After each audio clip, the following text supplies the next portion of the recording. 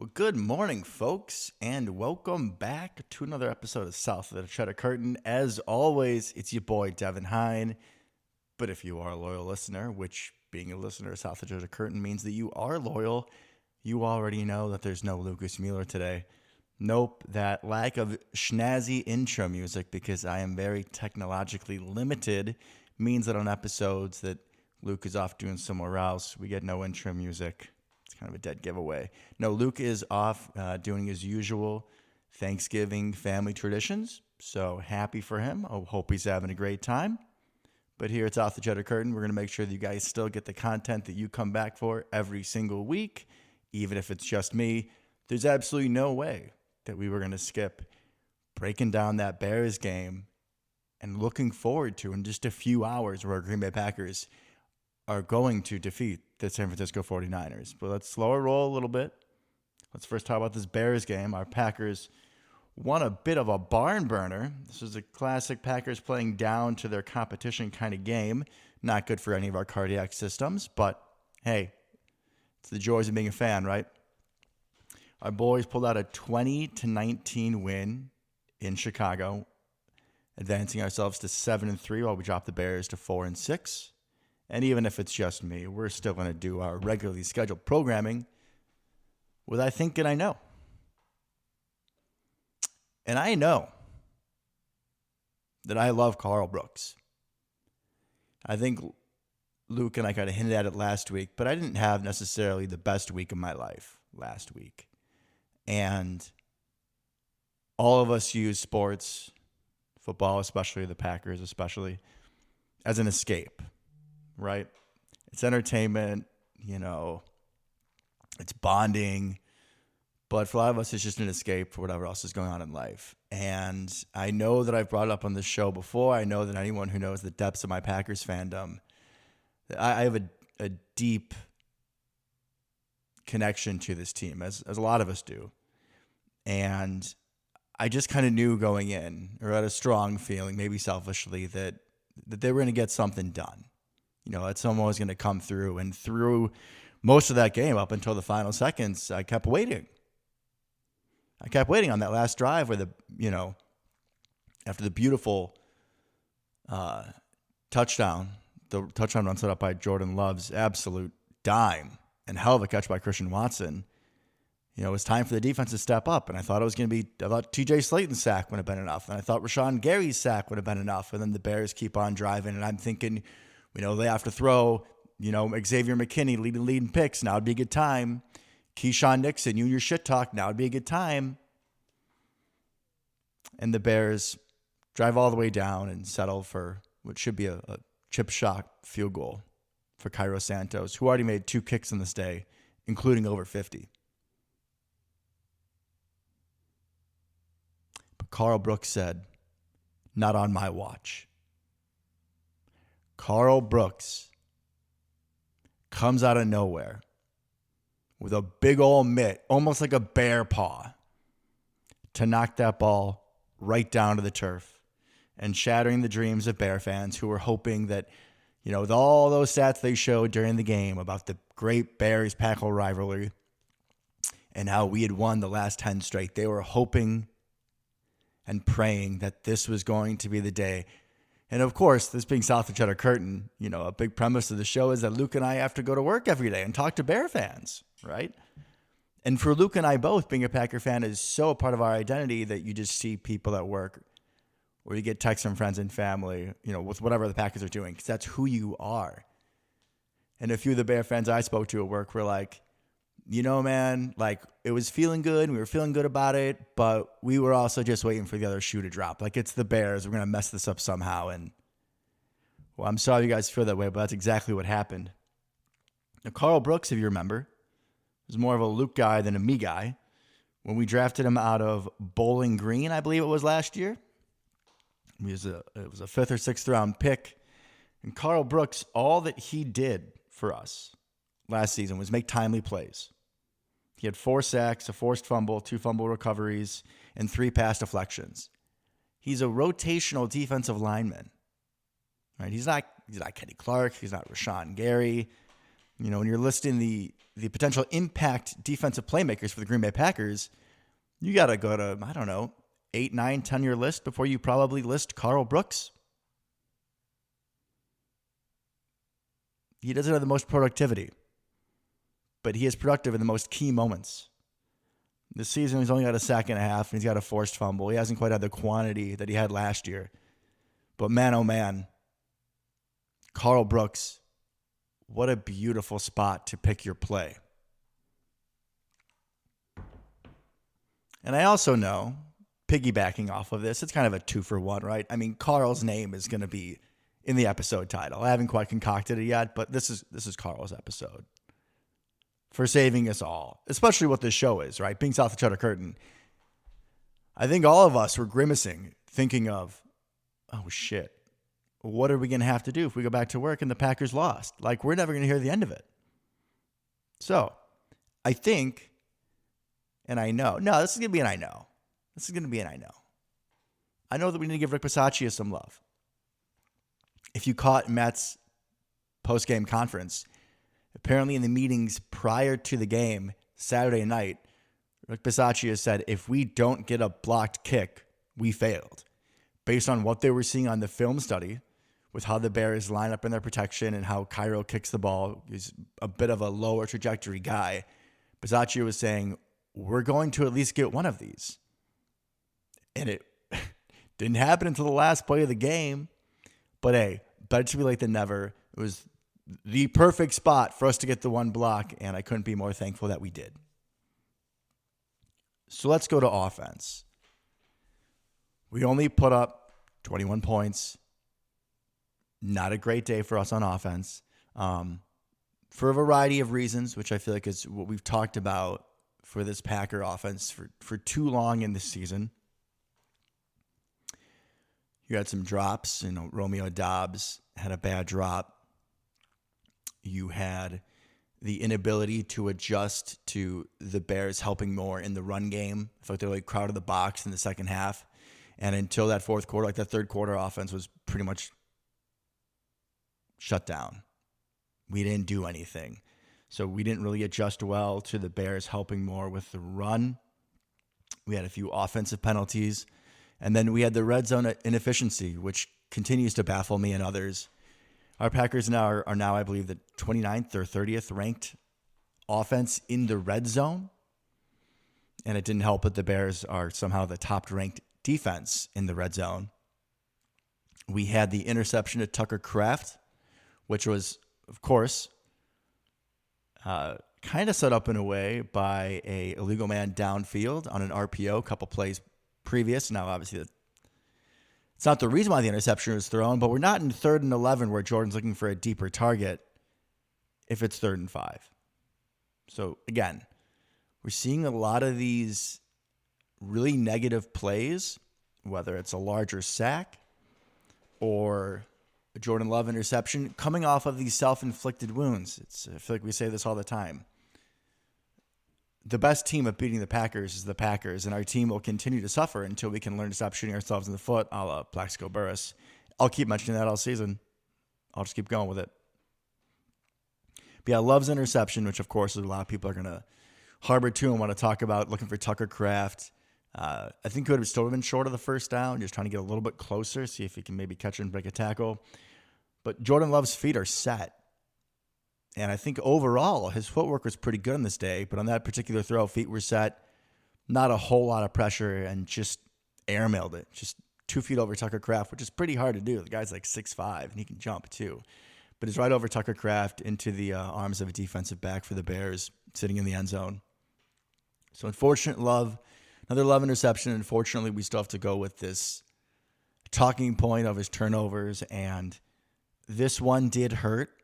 I mean, it's a 7-point swing in the game. This could have been a much different game if he doesn't throw it. But overall, talking about Mr. Jordan Love, I was pretty happy with him on this day. We saw in the first half he was able to roll out a couple times, use his mobility a little bit. He had a really nice off-platform throw on the run to Romeo Doubs to pick up a first down on was quite the missile coming out of Love's arm. Looked like the good old Jordan Love that we knew and loved last year. Happy to see him getting a little more like himself again. And then some of those throws in the fourth quarter to Christian Watson were absolutely insane. I mean, the deep throw in double coverage early in the fourth, which didn't eventually end up getting any points because of the drive stall in the red zone. But I mean, it was just like, when you see the throw originally, it's like chuck it, screw it, Christian Watson's down there somewhere, like that meme. But he did put it in the only place this guy could get it, and Christian Watson had to make a hell of a catch, but that was still a hell of a throw. And then same thing later in the fourth quarter. I mean, honestly, I feel like at some point I was hearing Ghostbusters, right? If you're down by 5, playing the Bears, who are you going to call? Christian Watson, because that's what we did the whole fourth quarter, folks. Like, it was the Christian Watson. So Jordan Love knew we needed big plays and knew where we needed to go with the ball. On that over route, on the last drive we had offensively, where Christian has a hell of a diving catch, and they reviewed it like 6 times, definitely a catch, beautiful ball security, beautiful body control, and then he gets up and scampers for like 30 more yards. Honestly, I'm still surprised with my rewatch this morning that he breaks that back to the middle, because he had it was a corner or safety on Chicago, and I don't know who it was. I didn't care. I thought Christian Watson had the angle with his speed. If he breaks it outside, I think he probably scores right then and there. Regardless, we still punched in. Jordan Love was able to add a 1-yard rushing touchdown to cap off that drive to give us our, I believe it was at that point, 21-19 lead, which ended up being enough. Thank you, Karl Brooks, again. So Luke and I like to do grades, or I like to do grades and push it on Luke. I would still give Jordan Love like an A- in this game. The interception sucks, but he was looking a lot more like himself, which I think is a sign of improvement, where, this season he's battled 2 injuries. And the first game was on a ice skating rink in Brazil. Never thought I'd be saying that, but it was. That field was absolute trash. So happy to see Jordan looking more like himself. Josh Jacobs was very effective in the first half. We were able to open some nice holes for him. As I said earlier, second half, Bears did a better job of clamping down, crowding the box. I would have liked us to take more shots earlier in the half, maybe even a little earlier in the game, to help bring those safeties back so you can't crowd the box. Nevertheless, still happy with Josh Jacobs' production. He does get a touchdown, I believe, early in the third quarter. So overall, good day at the office for him.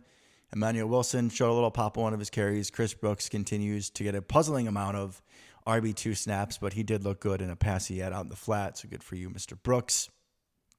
We had the drop we already talked about. Offensively, scheme-wise, it was nice to see we ran a few. I think it was I counted 3 or 4 of the orbit motions.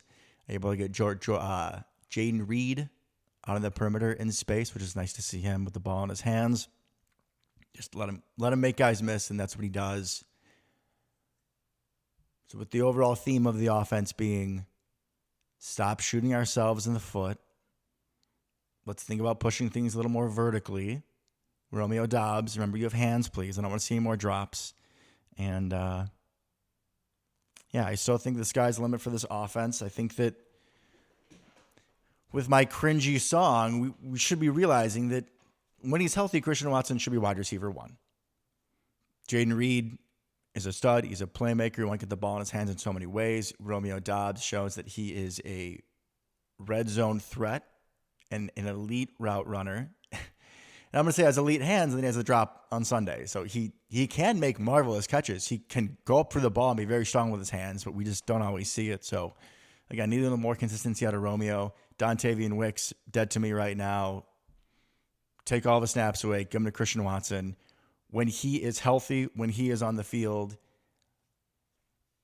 I'll go down swinging. He's a top 15 receiver in this league.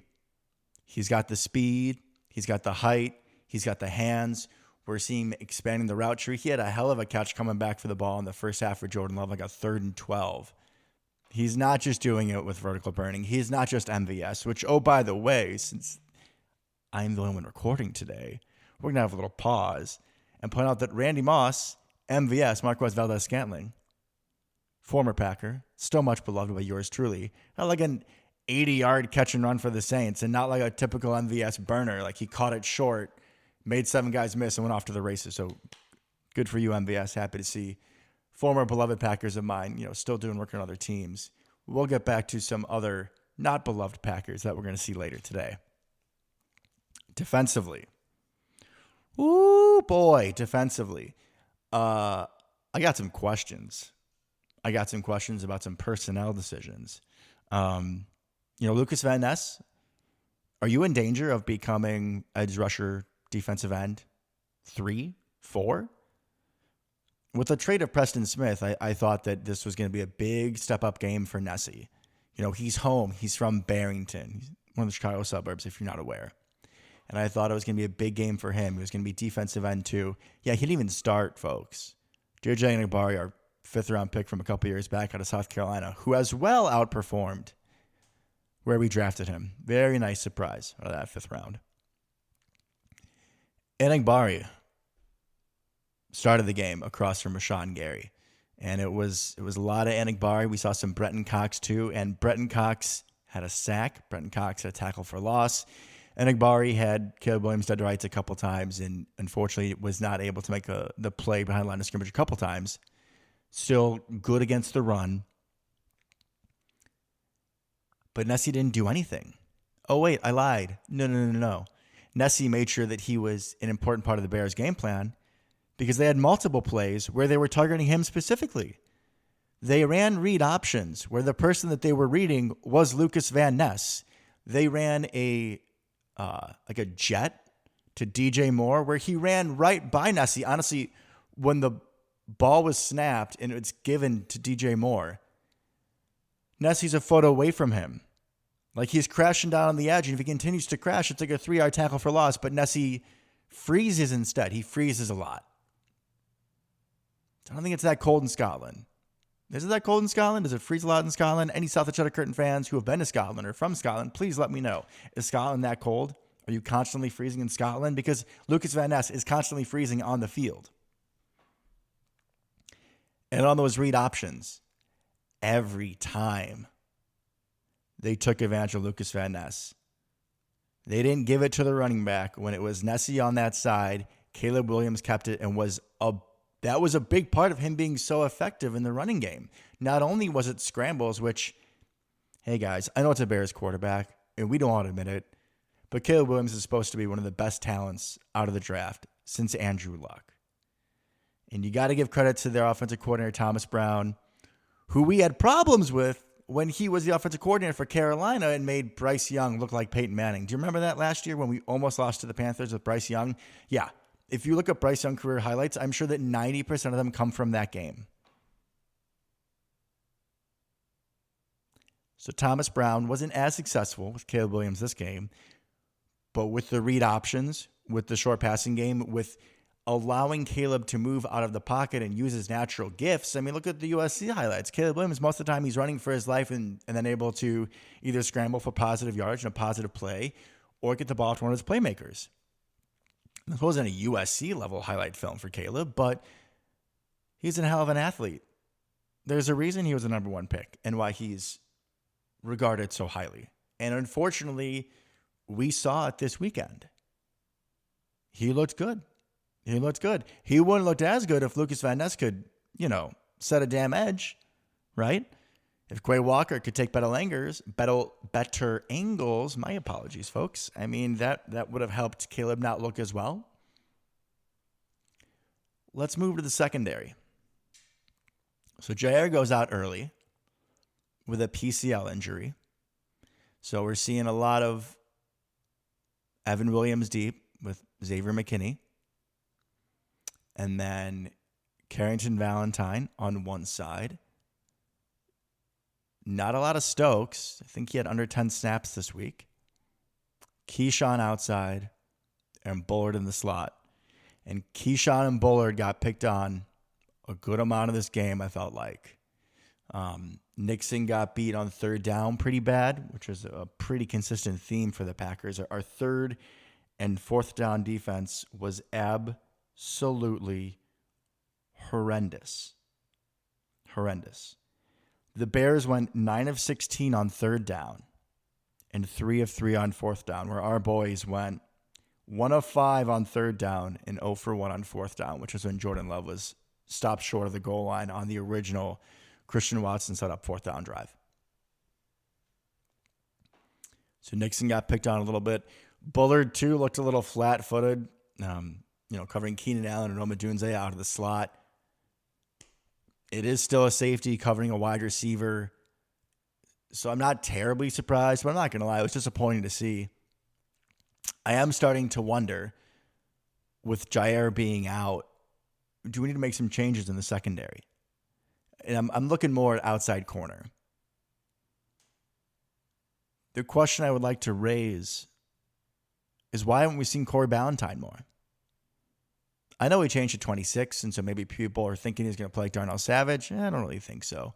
But Corey Ballantyne, if we remember last year, I was asking, when Jair was out and Corey Ballantyne was locking people down, does Corey Ballantyne prove that you don't need a number one lockdown corner? I remember making that point on this show, which I'm not going to sit here and say we don't need Jair, but in his absence, someone who has been money for us, who played special teams last week, so he's not hurt.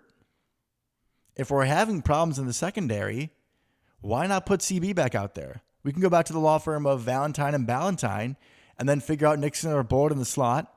If we're concerned about having formations or trying to get the personnel on the field where you can have Evan Williams and McKinney and Bullard, which is a good problem to have, you can do it in different ways. You don't just have to put Bullard in the slot. You can put Bullard back and you can put Evan Williams at the dime nickel hybrid linebacker role, right? Now, especially that Edgerrin Cooper is out for this game, I guess we have Quay Walker starting at linebacker there. But if you're going to have two linebackers, quote unquote, or two people in the linebacker spot, because we do run a lot of nickel on 3rd and long, I would be more than happy to put Evan Williams next to Quay Walker and then have Javon Bullard back with Xavier McKinney.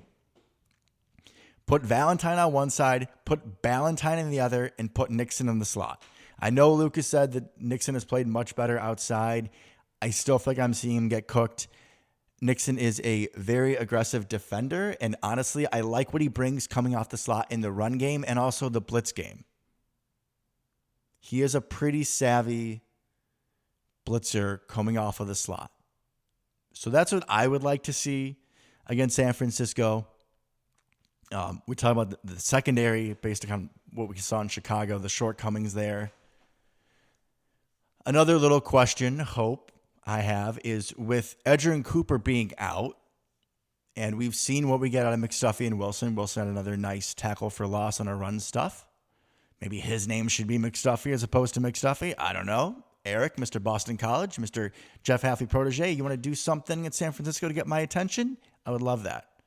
We would all love that. It is approaching Thanksgiving. A little McStuffy, I'm here for it. But what I'm getting back to is, my question is, do we maybe see a little bit of the 4th round pick out of Mizzou, Mr. Tyrone Hopper? Athletic, hell of a run defender, good pursuit, a little raw in pass coverage, but does have the athletic gifts and profile to make up for it. If Cooper's out, I don't think it's a reach to say that Hopper is our second most athletic linebacker, and I do love linebackers with a little speed.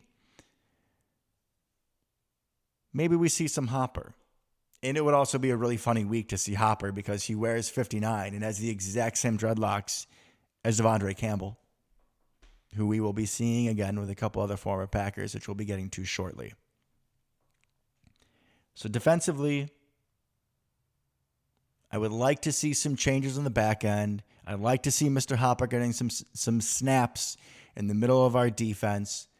And Lucas Van Ness, do something, because Brenton Cox and JJ Enagbari are doing stuff. Do not become one of Gutekunst's biggest draft misses. We need something out of you, buddy. The time is now. Let's go. So we go from one hated rival to another. And friends and family, on today, November 24th, the year of our Lord 2024, the San Francisco 49ers come to Green Bay. San Francisco comes in 5-5. They're in a little bit of a sputter. They just lost last week to Seattle. And in that game, Mr. Brock Purdy, Iowa State's own, got hurt. His shoulder's not doing so well. So Brock Purdy is not going to suit up. Nick Bosa, their all-pro defensive end, who has harassed our team many times over the years, also will not suit up. Trent Williams is questionable, and their star corner, Tre'Davious Ward, is out for, I believe, a personal reason. So we're not getting the 49ers haven't struck quite gold yet with their injury luck, which should help. For us, no Jair, no Cooper. I think I've already mentioned what I would like to see in their stead, what changes we can make with those guys being out and opportunities for other people to step up and show us something. San Francisco is going to be starting Brandon Allen, who honestly, when JP, fan of the show, loyal listener, one-time co-host, guest host, thank you. When he texted saying that Brandon Allen was starting, I said, who the hell is Brandon Allen? And I am the king of the backup quarterback. So that was saying something. I didn't know who he was. Brandon Allen is, I believe, 33 years old, 32. He played at Arkansas. He's 6'2", 209, has 1,600 career passing yards with a completion percentage of 56.7, 10 touchdowns, 6 interceptions. So we're facing a limited quarterback. That does not mean we're going to steamroll these boys. Not at all. Christian McCaffrey coming back from injury is not quite back to being Christian McCaffrey. But they still have George Kittle. Still have Trey Mason, who looked good last week against Seattle, although he only had limited touches. We'll see if he gets a little bit more even share of the workload with McCaffrey. I hope not, because McCaffrey did look a little rusty. But they still have a very capable backfield of runners that can punish us. You still have Jawan Jennings, who was their leading receiver last week, 10 catches, 91 yards, who seems to only do stuff against us. So we got to look out for him. Still have Deebo Samuel. Kyle Juszczyk can still do things at the fullback position. This is still opponent offense, even without Brock Purdy. You know Kyle Shanahan's going to draw some shit up. You know you're going to have Deebo in the backfield. You know they're going to get to him on the perimeter. You know they'll have plays drawn up for George Kittle and Christian McCaffrey. Like, Shanahan is an elite play caller. His running games are elite. Do not expect this to be an easy win. Am I hoping that we crowd the box? Yes. Am I hoping we go press man? Yes. Which, by the way, I think Corey Ballantyne and Jawan Jennings ain't a bad matchup. Just going to throw that out there again. I am out here pushing for my boy, Corey Ballantyne. Number 26 in your program, number 1 on my heart today. All right, number 2, Karl Brooks is number 1. My bad. But San Francisco can still hurt us in the run game, and the creativity with what Shanahan will draw up. We need to be sound defensively. We need to tackle well. We need to not give them space. I want us to be on their throat the entire game. And then without Nick Bosa, I mean, that's their best pass. That is their best pass rusher. I would say Nick Bosa is probably the best player on their team. You can say him or Trent Williams, and Trent Williams is banged up too. Tre'Davious Ward is an all-pro corner. I mean, this is a hell of an opportunity. I do feel like this is an asterisk game. I do feel like we should win this game. Not having Jair, not having Cooper sucks, but the guys they don't have on their side are much bigger losses. And while I don't think San Francisco is going to roll over, we have every right to win this game. Every right to win this game. I say we pound with Jacobs early. Get the play action going. Let the San Francisco 49ers, who are trotting out Isaac Yiadom as one of their starting cornerbacks, let Isaac Yiadom try to cover Christian Watson on a deep post. Please. I'll sit back with my popcorn. I'll enjoy myself. I'll watch that all evening, folks. All evening. Maybe a little play action to Tucker Kraft over the top of Devondre Campbell, who I love Devondre Campbell. Folks, remember when we were thinking about if we're going to have one more year of Rodgers or not, and it seemed like it was going to be either we bring back Campbell and Razul and all these guys that made such a difference for us, or we bring back Rodgers. And I was saying, hey, trade Rodgers. We need all those guys back. I love Devondre Campbell. God, his first year in Green Bay, he was all pro. He was incredible. He was everywhere. And then some injuries popped up and his productivity in play started to decline. And then he was talking shit by the time he left Green Bay. So, Devondre Campbell, I once praised you, and now, my guy, we're coming for you. We're coming for you. We're coming for Murciatum. We're coming for the former Packers. We're coming for all San Francisco.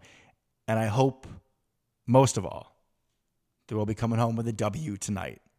Folks, thank you so much for listening. As always, it's greatly appreciated. Always good to spend time with our people. I hope you have a great day. I hope you enjoy a Packer win. As always, go Pack Go.